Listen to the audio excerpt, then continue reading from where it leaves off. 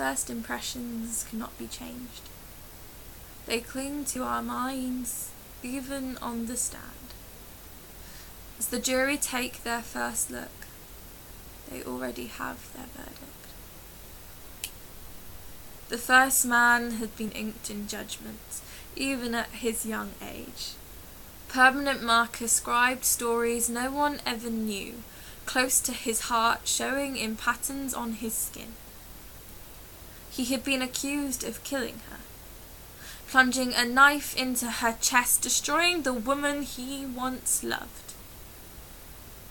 He still loves. He shed a tear on the stand. His lip trembled as they described how the knife had scraped her bone. He lost all colour but the permanent marker, tallying his sentence. The second man, having removed his diamonds, washes his hands in the blood that stains his pristine white shirt like the red wine he sips each night. He was respectable. His lips curved into a smirk, exposing pearl jail cell bars that hid his forked tongue. He'd been accused of stealing a young girl's innocence, pulling out masses of her self-worth, substituting it with self-hatred. He remained still on the stand, his breath never catching as the prosecution described the pitiless attack. He never apologized. He never stumbled over his words, he only stood, keeping the fire of his eyes hidden.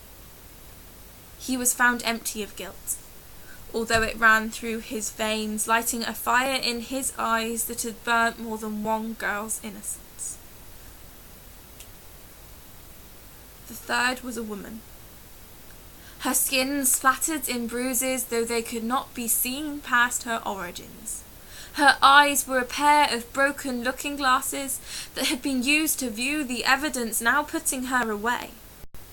Self-preservation is a choice. Self-defense is a reflex. She untwisted her arm, pulling her wrist from his chains, deciding that she was worth more than he had said.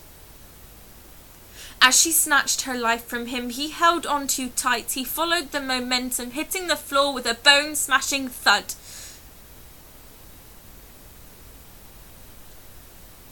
She was found guilty of assault, though her bones had been cracked more times than his nose had been broken. He had been supreme longer than she had been a woman. The system has been manipulated, twisted and turned, the song of justice leaving the mouth of a snake. The notes, flat and minor, heard as an anthem for some, a funeral march for others.